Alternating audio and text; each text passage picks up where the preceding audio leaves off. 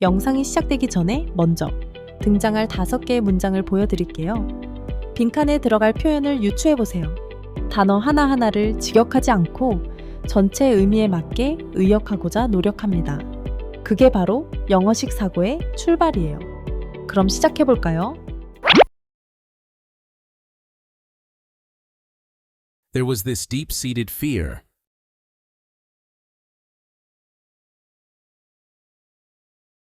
Seven members appointed by the president.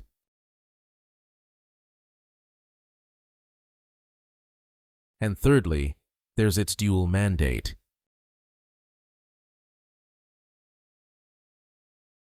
It continues to spark significant debate. Different interests and conflicting goals. Welcome to the Deep Dive. Today, we're peeling back the layers on an institution that's just absolutely fundamental to our economy. You've almost certainly heard its name. The Federal Reserve, or, the Fed. Yeah, the Fed. For anyone just starting to get curious about how the financial world really ticks, well, understanding the Fed is, I think, an essential first step. Definitely. You know the name, but what is it, actually? And why does it matter so much to your daily life? Well, our mission today is basically to unpack its fascinating origins and its unique characteristics. Okay. Helping you understand how this carefully designed institution shapes our financial world and, aims to provide stability. We'll look at how it came to be and why its structure is so distinct. Okay, let's unpack that. America in the 19th century. It sounds like it was a bit of a financial roller coaster. Oh, absolutely. Yeah. Banking panics were rampant. And without a real central bank, the economy was just incredibly vulnerable. Was there really no safety net, at all? Effectively, no comprehensive safety net, no. It was pretty chaotic. Wow. But that leads to a really crucial question. Why was there such resistance to a central bank despite all that instability? Right. Why? Well, there was this deep-seated fear, that a powerful national bank would just concentrate too much authority. Ah, okay. Centralized power concern. Exactly. So earlier attempts, they just collapsed under political pressure. People wanted stability, sure, but they really mistrusted concentrated power. Right. Okay, so then we get to the Panic of 1907. You mentioned J.P. Morgan. He personally had to bail out the system. Yeah, imagine that, a private banker stepping in. That's just incredible, almost unbelievable. What was it about that moment that really shifted the mindset, beyond just the immediate chaos? It truly was an undeniable wake-up call. That episode made it abundantly clear, crystal clear, really, that the country couldn't just rely on ad hoc private actions. Right. Even from giants like Morgan. Exactly. It desperately needed an institutional, sort of systemic mechanism, something to manage crises, regulate credit, and stabilize the currency. So the private sector just wasn't enough on its own? No, not to prevent widespread financial meltdown. It needed something more permanent, more official. Okay, so all these historical lessons, these heated debates, they finally led somewhere tangible. They did. After years of intense discussion, lots of compromise, Congress finally passed the Federal Reserve Act. That was December 1913. 1913, okay. And this law created this unique central banking system.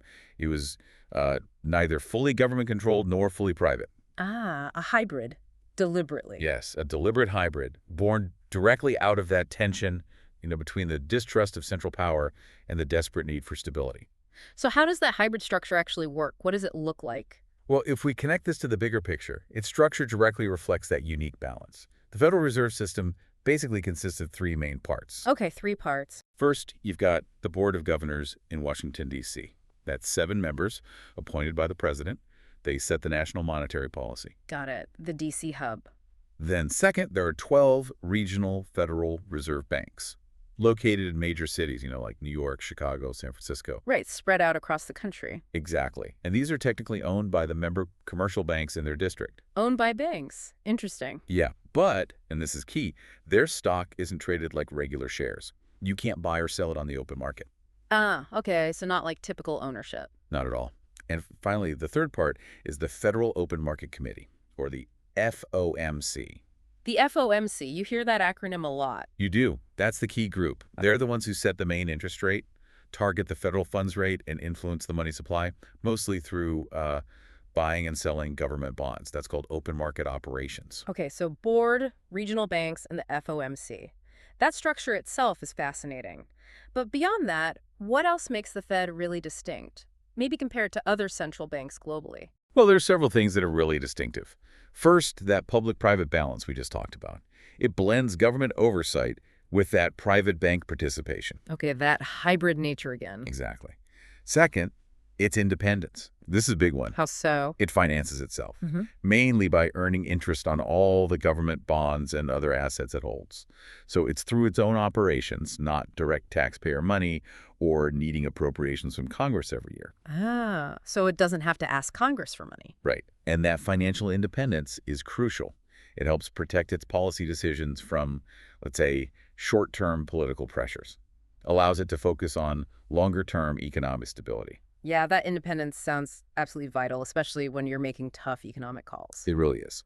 And thirdly, there's its dual mandate. Dual mandate, 2 jobs. Kind of, yeah.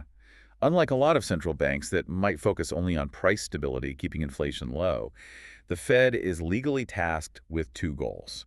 Which are? Achieving maximum employment and stable prices. Maximum employment and stable prices.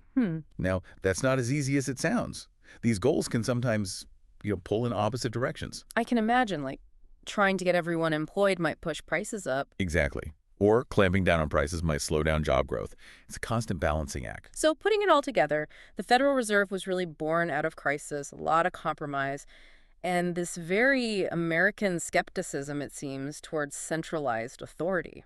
That's a great way to put it. It's a powerful story of how an economic system tries to adapt. Yeah. And even today, more than a century later, it's hybrid structure blending public duty with private involvement, national coordination with that regional input, and that really challenging dual mandate. It all continues to spark significant debate. Still relevant today. Absolutely. So maybe something for you to think about. What are your thoughts on such a powerful institution having to constantly balance these different interests and sometimes these conflicting goals? Yeah. It's something really worth mulling over as you watch how our economy works day to day. 영어와 시사 경제 두 마리 토끼를 한 번에 잡는 알찬 시간 되셨다면 구독과 좋아요를 꾹 눌러주세요. 감사합니다.